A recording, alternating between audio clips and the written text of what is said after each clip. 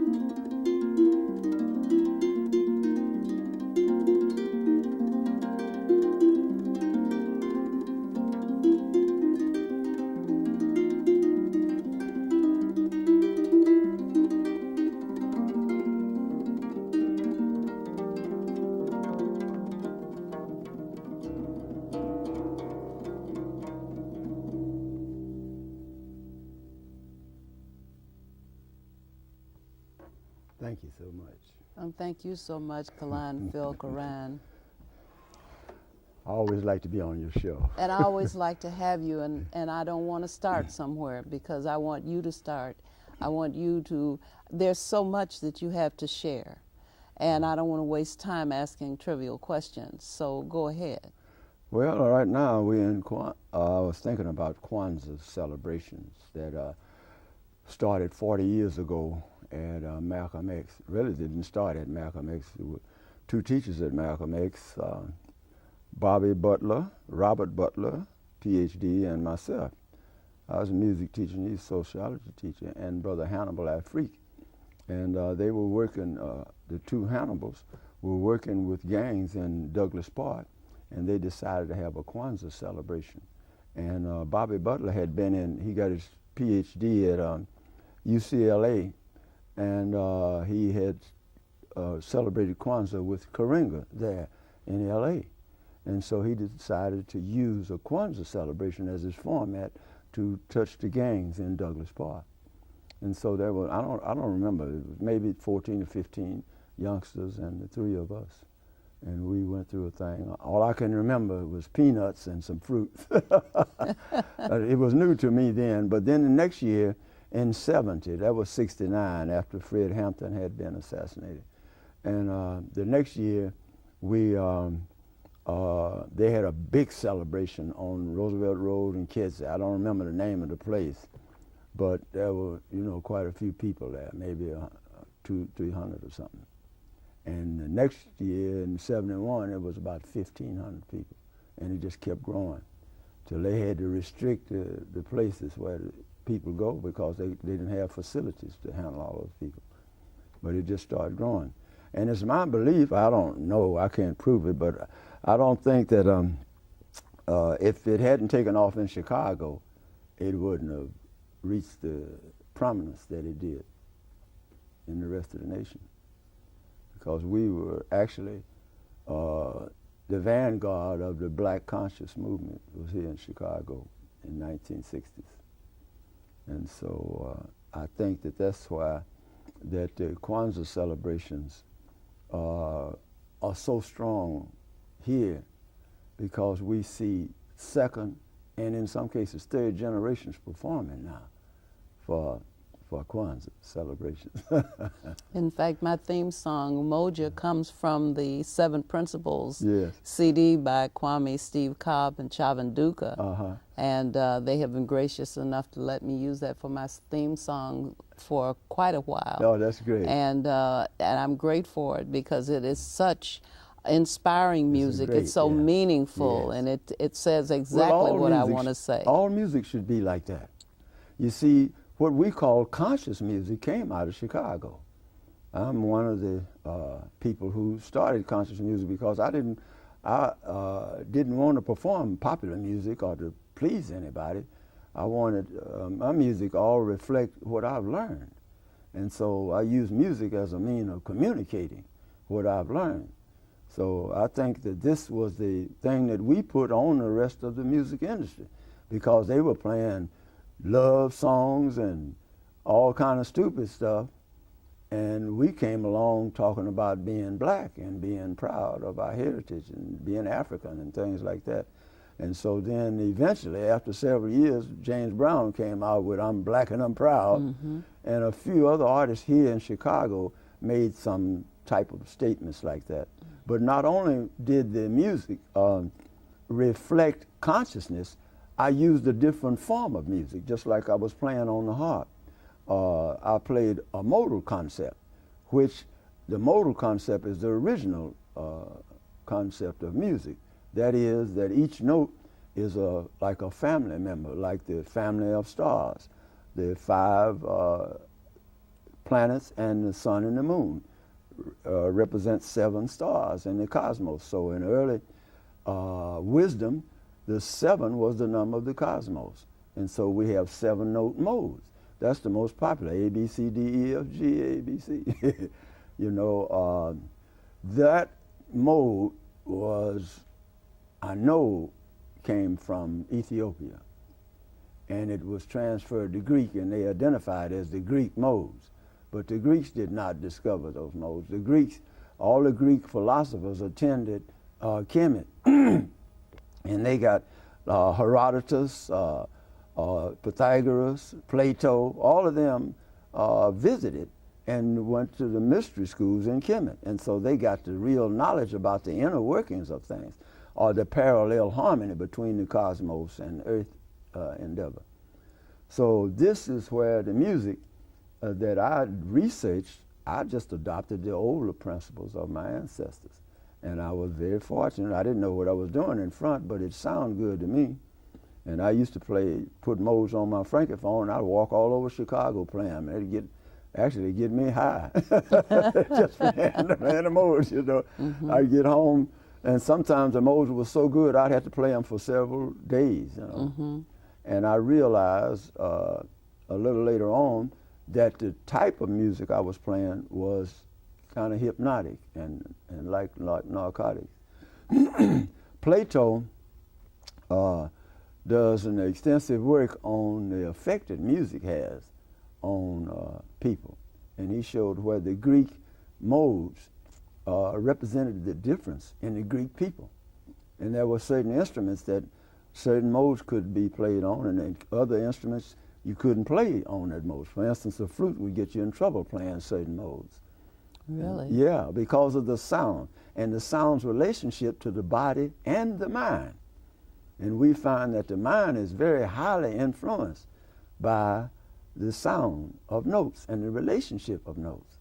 And so there's a cosmic relationship of all things that has existed. You know, it's cosmic law. And the music of ancients was drawn from those cosmic laws. So what we've come down to is a time when they threw all the laws out the book and deal with just being earth people, see. And so we have what is called a chromatic scale, a 12-tone equal scale. And it's not equal. It's impossible to get to equalize a scale from one note to its octave, because as the note goes up, it increases in frequencies. And so you don't have, if the frequency was the same, maybe you could split it up into 12 equal parts. But you can't do it because it's of the increase. And it's off. And even if it was on, it would still be incorrect because it does not align up with the parts of the body. You have 7 chakras in your body. Well, the ancients knew that there were centers in your body that respond to cosmic energy. And your brain certainly is a prisoner to cosmic radiation, because that's one of the reasons your skull is as thick as it is. And you have the meninges, the fluid that flows underneath your skull, and throughout all of your neocortex, that meninges has electromagnetic particles in it, indicating that it's being stimulated from cosmic radiation. And so then where does your pineal gland sit? Right in the center of the meninges. And so your pineal gland regulates your repair system. I mean, it's really your key spot in your brains. And we know that by me studying the body and studying musicology and studying history and astronomy, they all really represent one thing, is the knowledge of the ancient mystery schools. Now, I don't pretend to know what they taught then, but I do know some of the principles. I have been able to, over 48 years, piece together various principles of mathematics and music and the whole astronomy. All of it is related, and the body. So during the, if you remember, down in Dallas, I don't know, you may not have gone to Dallas, but I introduced the universal pitch to people. I should have brought it today so people could hear the universal pitch, but 256 cycles per second. And that's the universal pitch. And that universal pitch is between a man and a woman's voice. A man can start, ah, and that's high for a man. Ah, that's comfortable. That's an octave low. That's 128 cycles per second. But a woman can go from here up to there, and it's comfortable for her. So the universal pitch is exactly between a man and a woman's voice. Otherwise, we are cosmic people, you understand? Just by virtue of our voice. Now, put together with that the fact that we sang before we spoke, then singing was our original language, song, and was based on cosmic alignment of notes. The relationships, the forms, and the rhythms were all part of cosmic relationships that people with knowledge could draw up in meditation or in the various states that they go to get the secret knowledge. For instance, we all know about the Australian Aborigine. He lives in dream time. He goes into dream time every day. That's all he ever did. You know, he never worked. His food was, he figured out how to get his food without doing anything, but just going to where it was and eating. You know, so that most of his time was spent going into dream time, and they would get together and had rituals that they could go over into the other world and exist there. And that's where the pure knowledge is, because there are no misconceptions or no inconsistencies over in that world. These are the things that I studied, and I've tried to, enrich my students with this, but it actually takes a whole movement in order to bring in the proper music. But I would like to say that I was in Italy on December the 13th, and it's the funny thing, the way life plays out. I've had so many odd things happen to me in the last 48 years since I've been on this path.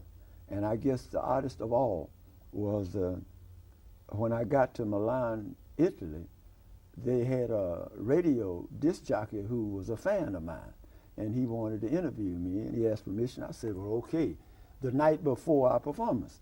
And I said, okay, and lo and behold, he asked some very enlightening questions, and I put some of the history on him, and I went into the history of how the music had been changed from cosmic music into this other stuff.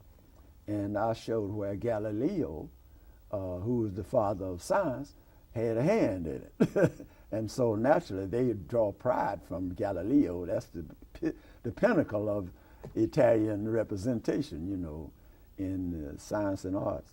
But actually, I was searching for some old choral music one time, back years ago, and I stumbled up on a choral piece that said Negro Sum. I said, wow, what is this?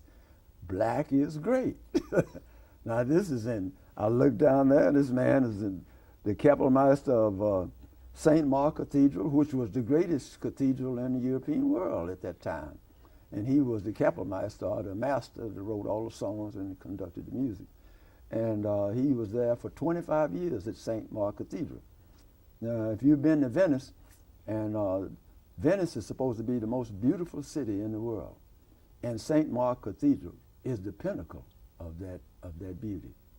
And it sits right there in the face of the Grand Canal in Venice. In Venice, they don't have any streets, they have canals. Mm-hmm. And so he was the Kapellmeister at that place for 25 years. And he was the last great teacher of the proper music, or the cosmic music. His name was Giuseppe Zarlino. And it was his book, The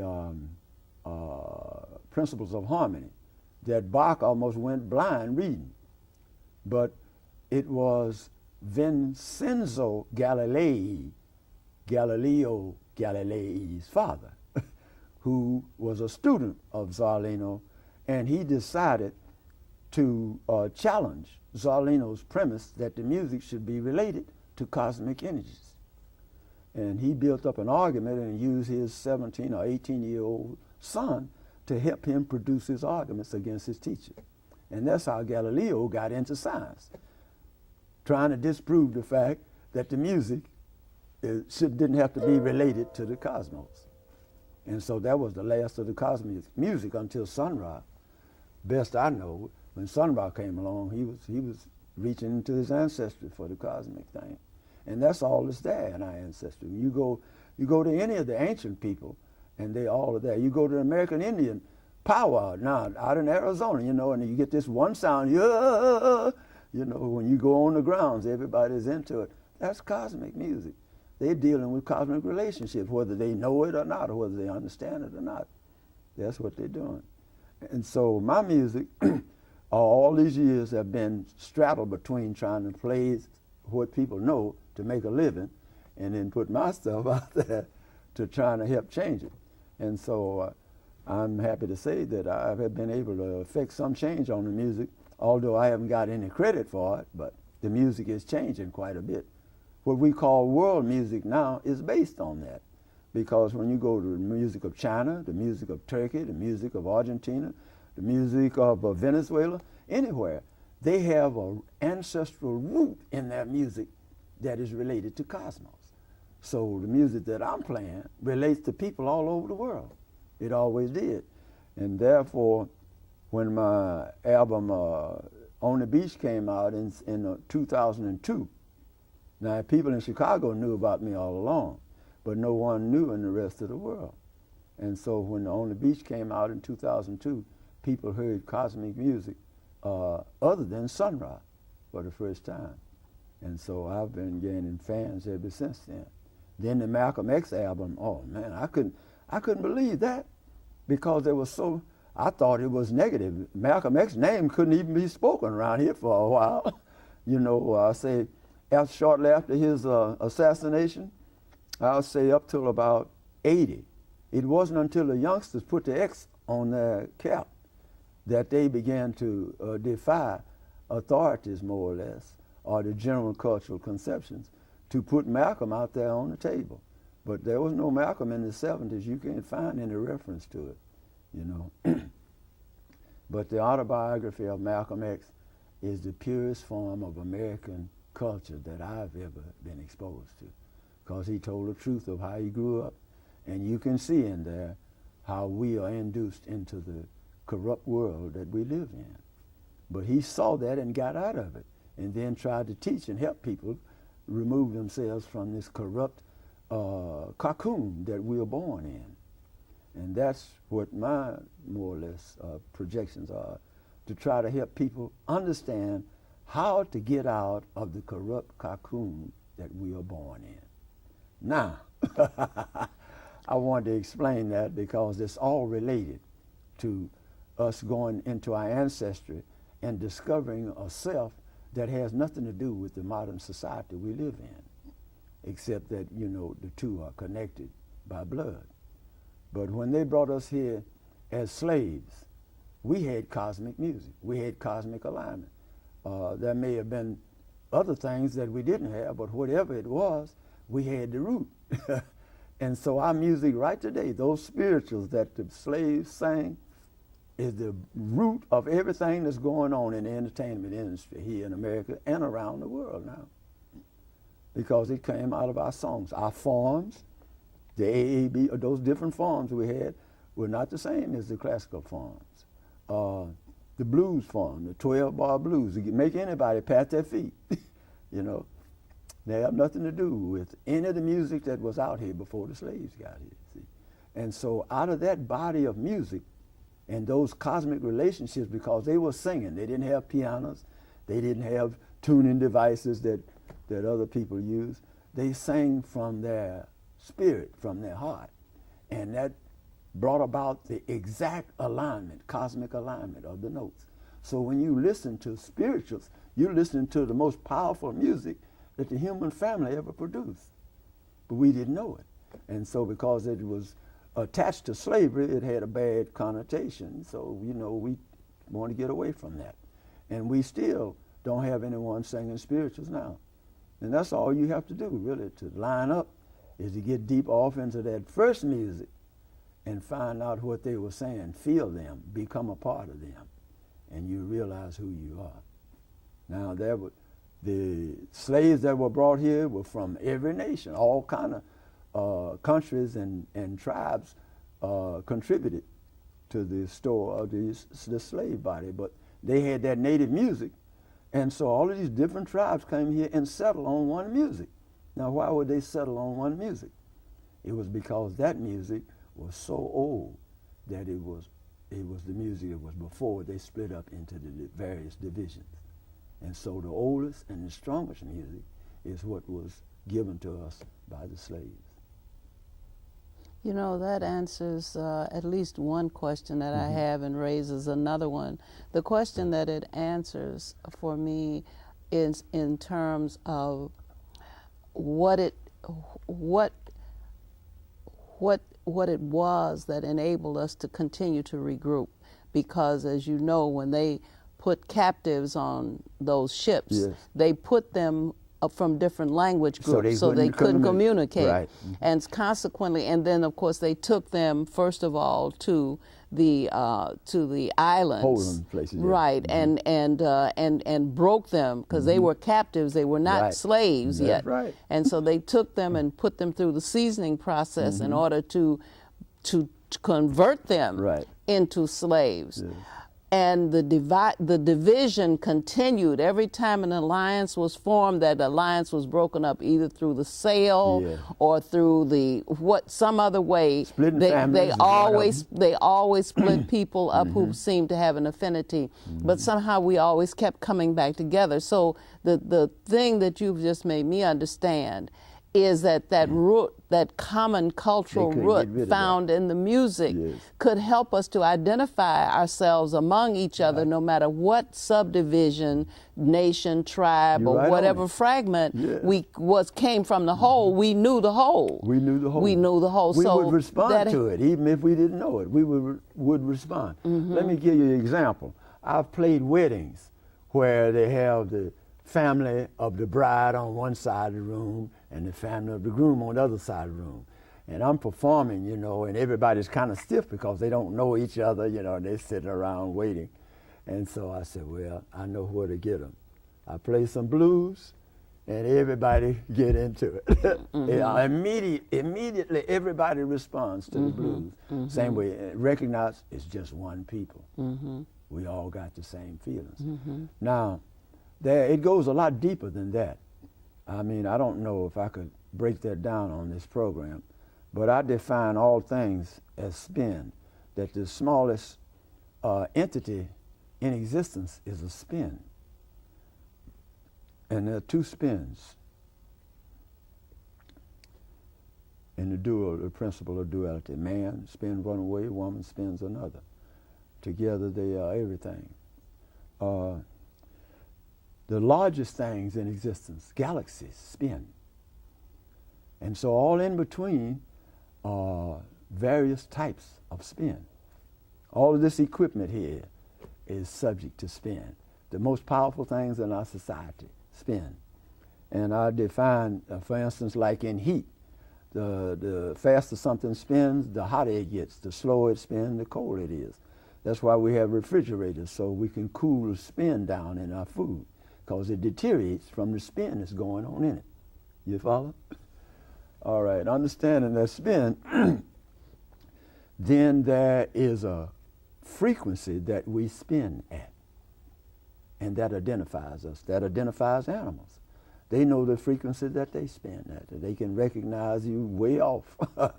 You know, there's a frequency, for instance, like when the elephant goes into a struce and is in heat, you know, and gives off this big sound, all the elephants from miles around come running to the elephant because of that spin. I'm saying that there's a spin in us that we identify with, even though we might not even be conscious of it. We identify there's a commonality in us according to that spin, that we spin on the same frequency. No matter where we came from, if we got that blood, we got the spin. And that's what makes our music and our sports and all the things we do so powerful. It is the spin, the frequency that we spin at, and the communication that we have. You take a basketball player, knows exactly when to lob the ball up so the other player can make a dunk. You know, that's all coordinated timing. It's deep, but it's got a spin in it, and one knows when the other's going to do what he's going to do. You hear what I'm saying? I understand that. And there are people without spin. Now, those people are very abusive because they do things that abuse you. It abuses spin, and they don't know what it is. For instance, there are a lot of ads that come on TV, you know, or on the radio. They're very offensive because they don't have any spin in them. And if the spin is in the ad, it's cool. You understand what I'm saying? Mm-hmm. And it is this spin, the frequency that we spin at, that gives us our power, because we are at least 5 million years old. There are some people who say there's much more, and the anthropologists are digging. But I don't go by anthropologists' accounts of what's happening. I go by other means that are the evidence of our existence. Is there in many forms. It's in the rocks structure. It's even in the cosmos. The cycles of the cosmos repeat over and over and over and over. So we know we've been repeating a long, long time. And I have evidence that the music that came from the Ethiopians, the A, B, C, D, E, F, G, A, that that song or that scale actually is at least 103,000 years old. And I can prove it by showing the frequency of each note is mathematically, I say, biodegradable with the cosmic cycle. Every note in our scale. Now, when you change the notes, now that's 432A. Oh, this is a lot I have to explain. Europeans got together, I think in the 1920s, and decided to have one A, one tuning for A, and they decided that it would be 440. And then they put their chromatic scale out here. Well, actually, the old tuning is 432, and that's the tuning that Plato and all of them were privy to. And that breaks down into mathematics and into music as related to the cosmos. And that's what they were about, having cosmic sounds go down. They didn't realize, I don't think, how much the body was affected by that, but they used it anyway. And now that we're into healing music, and I see they got all kind of professors and all kind of crap going on about healing people with music. We've been healing music all along. That's what we use from day one. We've always used music for healing. You take the grandma in the kitchen ironing her clothes. You know, music all day, because there was a time when we sang. We had a song for every part of our day. And all the animals in our environment were held more or less sustained by that song that we sang. And it's still active today in the Congo Ituri forest. The bonobo monkeys and the Twa, the pygmies, they call them pygmies, of that Ituri forest, sing songs out of their bodies. They sing body songs. And those songs paralyze all of the animals in their environment, all these vicious snakes. Anybody else follow them in there, get wiped out. So there is this connection that comes down from ancient times of the power of song. And this is what has been abused ever since we got into this Galileo changing Zarlino's concept. And it comes down to today is just nothing but abuse. And the music is it's abominable, really. And a fella asked me when I was coming in, "You like, what kind of music you like?" I said, "I don't like anything on radio." Mm-hmm. Although I'm sure they play a lot of good music over there. And people have been taught to like it, just like I was taught to like it. I came to Chicago to become a classical composer. And I stumbled into folk music. Hallelujah. You know, and I found out that the folk music was far more extensive, but it was creative, and so it had spin. It had a lot of spin. And classical music, I could only get a spin a little here and there, very little spin in the classical music. I may have a rhetorical question here. It may not have an answer, but I'm thinking about our relationship to music, our primordial relationship to music, and thinking that perhaps it was because we sang spirituals and because we brought harmony to the era of chattel slavery on the plantation.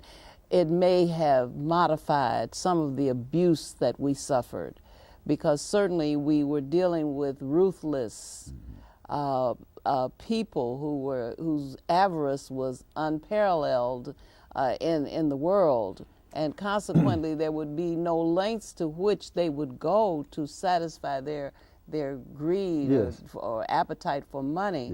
So perhaps we may have soothed the savage beast to say. Well, that's what it was, a heathen. See, and heathen means that there are no sensitivities. You know, they just have basic needs that they satisfy. And that's what the slave owners were about. Basic needs, making money, you know, having sex, just basic needs that they were trying to satisfy. Satisfying aggression. Yeah, and the singing, I think, fascinated. In fact, I'm more than certain it fascinated them but I don't know if they understood how to relate to it because it wasn't in any of their previous lives.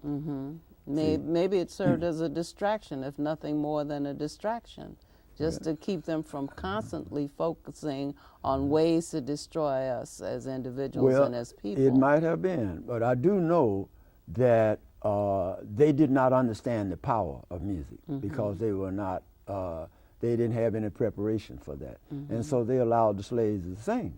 And that was the biggest mistake they made because it was the song that held us together. It was the song, that was our umbilical cord to 5 million years. That was our inner consciousness, our eternity. It was all in the song. And so we were able to live basically in I say a spiritual world where our physical world had almost collapsed. It's a cultural anchor. Right. That holds us down. That's it. And so that's why I like to come on and put these ideas out there to music students, because various young people now, they're going to study music, and all the music teachers, they don't have the slightest clue of what's going on about music, really. Well, they're using so many artificial objects to create music, they synthesizers. Copy. It's copy. You don't really have to understand much about music to be able to, you know, turn on some automatic machine and set in different kinds of instruments and it produce sound. Well, it's the people that make those instruments. They don't have the knowledge. And they listen to people like me and researchers around the world maybe, and they get as much information as they can because they want to be advanced. They want to be ahead of everybody. But you can't be ahead of anybody unless you're ahead of them in your soul. You see, and so it's what we draw from inwardly that makes us as musicians and artists and people. It's what we draw from within. See, we are taught, we go to school, you get a PhD, and sometimes some PhDs out there are stupid, you know. They just know one thing. They've been taught a whole lot of this, and they don't really know the rest. They don't know how it fits into a grander scheme. The whole, right. And so a person can only be whole when they are balanced with the outer world and the inner world. And that inner world requires a lot of private time and a lot of honesty with yourself, that you can explore your ancestry inwardly. And then you can produce things that no one has ever seen because you have privy to your ancestry. That's where I play the harp. I play the harp that David played. This is what David played for Saul. He had different tunings.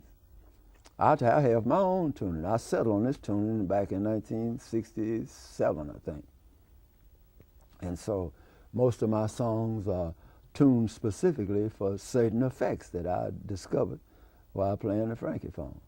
And so I use this tuning on the harp to reflect the wholeness of all of the tribes. And I'm sure that David, with whatever tuning he used the same picking style. See, most of you see classical harps, they play with several fingers, all taking each note one at a time. They learn to do that. But I pick with my fingers.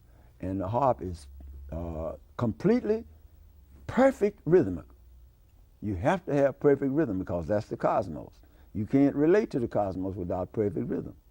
And it's not something that you can guess upon. It's something you have to work for. Very few people have it because they don't know it's important. And so you have to have perfect rhythm. You have to have cosmic forms. There are all kind of cosmic forms, but you have to be related to something.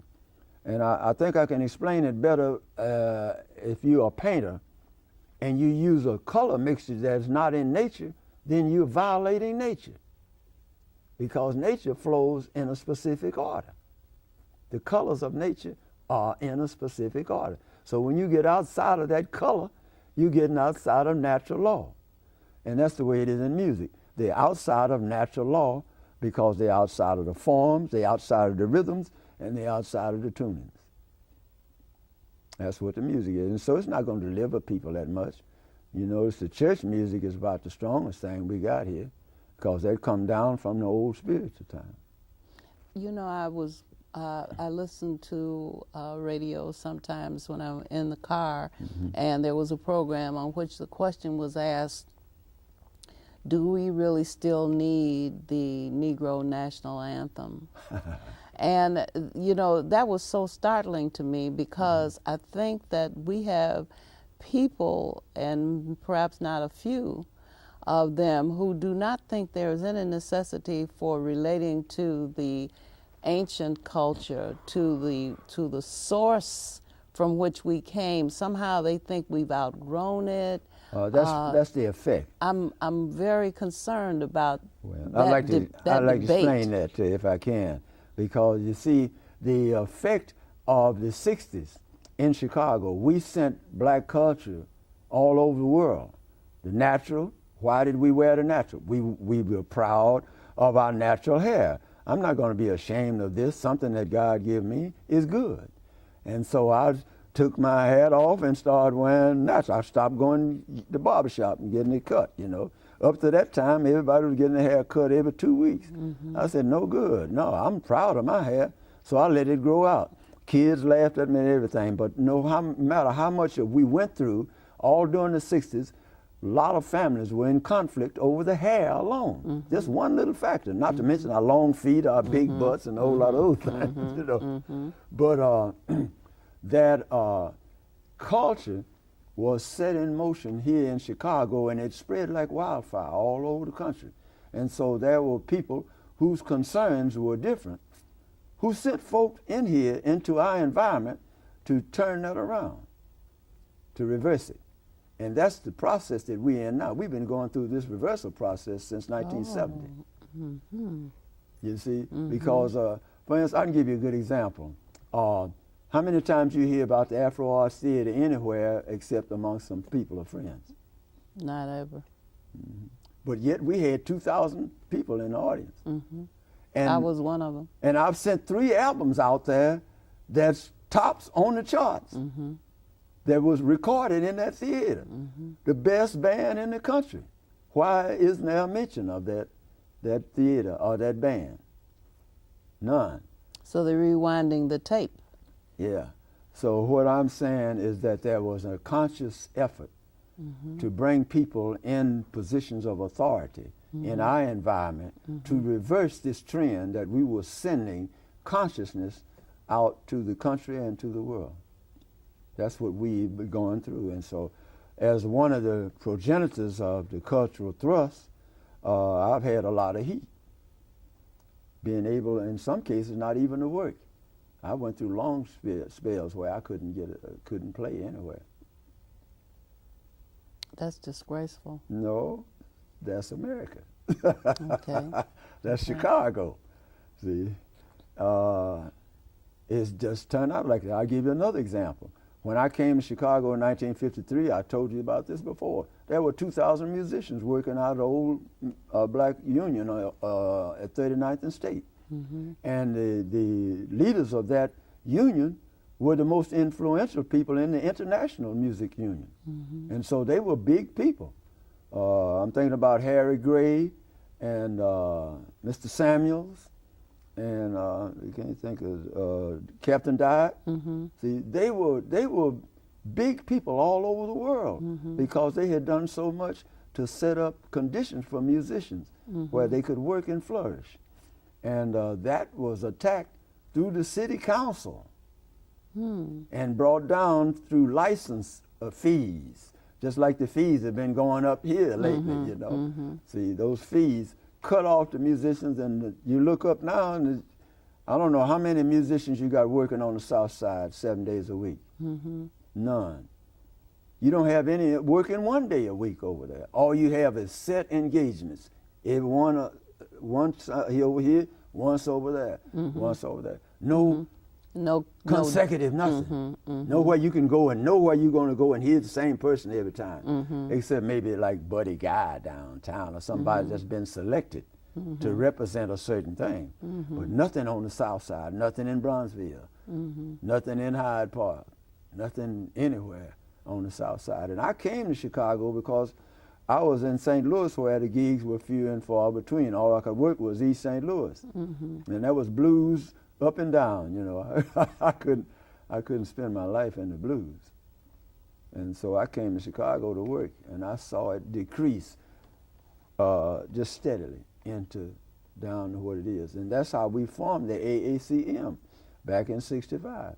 We refused to accept the fact that since no one will hire us, let's hire ourselves. Mm-hmm.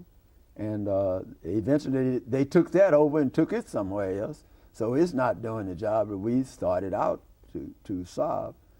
And we are, at this time now, in a bad period of music, the worst period that music has ever gone through.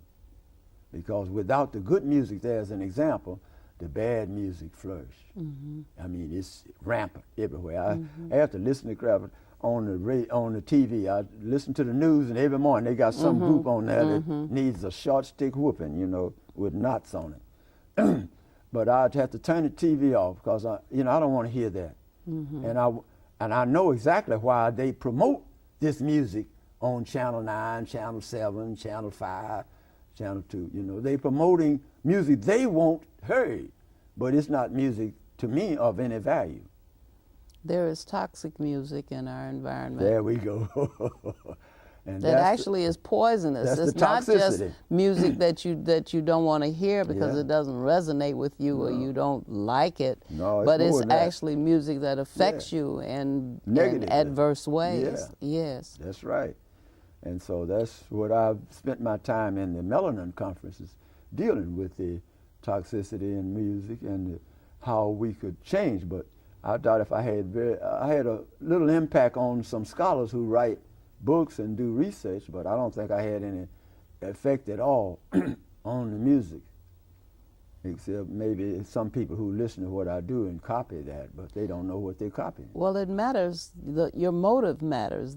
Your interest in music. Oh, if your interest in music is particularly to make a living, if music is your gig. Well, I have to make a living at it. But I'm saying if that's your primary motivation, is what can I do with this music? How can I pimp this music? Mm-hmm. You know, how can I make the most money out of this music? Then you're going to lose the real value of the music. Mm-hmm. Well, you know what I came up with? The records of the recordings we made. See, during the 60s, we were able to do what we wanted to. Mm-hmm. And I had a recorder there, and I recorded all of it. And so now that's what's selling. Mm-hmm. I just left Milan, Italy, like I said, and they were wiped out by Malcolm X and On the Beach. Mm-hmm. I didn't tell you, the guy that did the radio interview on me went home that night. It was over an hour interview and wrote it all up in Italiano and put it in the program booklet. So when the people came to the program next day, they knew who they were listening to. Really? Yeah, and now it's on YouTube. Really? Yeah, they translated it into English and put it on YouTube. I'm so proud. But that's the type of way things happen. You know, you can't plan that, and you can't make it happen. It just happens because you're in a certain position. But you have been in the right place for a very, very long time. Well, the rest of the nation wasn't in the right place, so we didn't match up. But I can tell you, for one thing, I just see, it seems to me that you are looking better than you have for a long time. So there must be some new energy that's coming in that is invigorating you, because you look so well. That's cosmic, you see. Okay. That's cosmic. You see, when people really discover the true meaning of life, because we out here struggling, trying to exist. We got people who exploit us and use us, cheap labor and all kind of devices that keep us skipping, and we can't really concentrate on life itself. Mm-hmm. But when we get down to the factor of life itself, then we have to identify with our eternity. This present life is only one part of us. Mm-hmm. The eternal life is the other part. And this part that we are sitting here experiencing now is given to us so that we can add on or subtract from that eternity. Mm-hmm.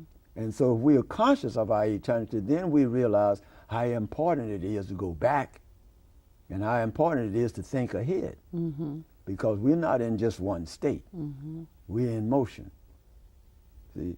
And there are people, some of the ideas get by me because of my age, you know. And I always tell people I'll be, 83, May the 8th. Really? Yeah.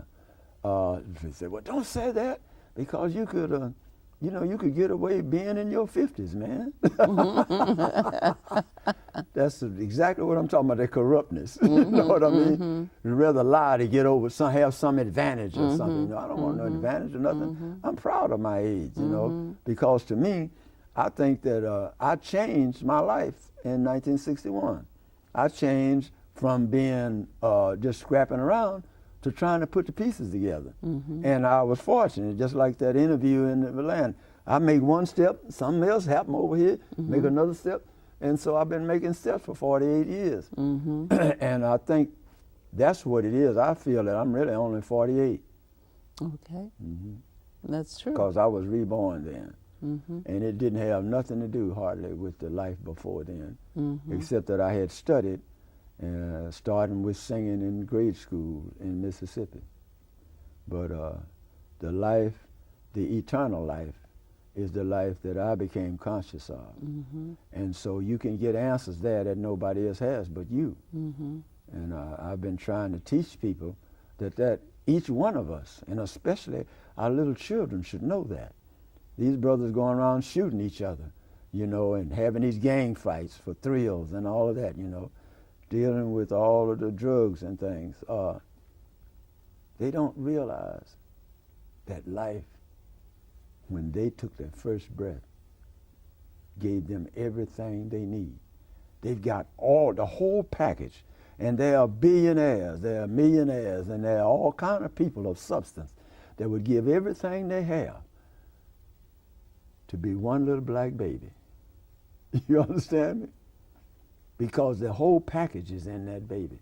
It doesn't matter the circumstances, and he might be in a shelter, he might be living in his car or whatever, you know, but the package is in the blood. And it's come down from millions of years ago, uninterrupted. And that's disturbing to people who would claim to be superior or anything like that, because it's not about superiority, it's about reality. And reality is that all the people came out of Africans, and the Africans still got what they had when they left. You follow me? So there's that connect that's there. But because we had to be used for other people's labor, then there's a great movement to block that consciousness, or to bring this up and wash it out and clean it up, and then let's go forward into the future with truth and reality. There are many oppositions to that concept. They don't think that the American public can stand the truth. There would be suicides and all kind of calamities if the truth was laid out here. Now, let's go back to the history. That's where the biggest thing is, the history. If you go, when I went to the Indian community, they went through their oral tradition. You mean the natives, the indigenous people here? They went through, they started back, they sat down, got real relaxed, then they started pulling on their memory, and they were going back. I had to stop them when they got to the 1600s. I had to stop them because I had enough. All I wanted was when DuSable came here. But then I've seen that, I know that exists in Africa throughout. They have the oral tradition, you know. You learn your family's history first, because when you're a little baby, even when you're in the womb, you can hear that history being recited. See, and it's recited over and over at every gathering. And so the most important thing a person has to know is who they are and where they come from and what it means to be that. So that's what was cut off from the slave. He's nothing but a slave. And when you think back, that's all you can reach is a slave. The door is blocked beyond that. So the history is all wrong. The history of science is wrong. The history of agriculture is wrong. The history of mathematics is wrong. The history of astronomy is wrong. The history, period, is wrong, because they lied in the 15, 16, 1700s to make a white superiority group in Europe. They give all the credit. You pick up any book on any science, and all they mention are the Europeans. We have 3 minutes. Well, that's all I need. I've said what I wanted to say. Well, I wanted to know if you were going to grace us with some music. I'll play another piece, and I'll explain it since I was talking about the modes. Is that I'm playing forms, and these forms are cosmic forms, and so if you listen, you'll hear dual forms going on. That's what I like that most. I believe that my ancestors, whoever I was at one time, really enjoy listening to two things simultaneously. And so I play a music that's two-sided. Sometimes it gets three-sided. You can hear three separate things going on while I'm playing. And I wanted to explain that. That's cosmic music.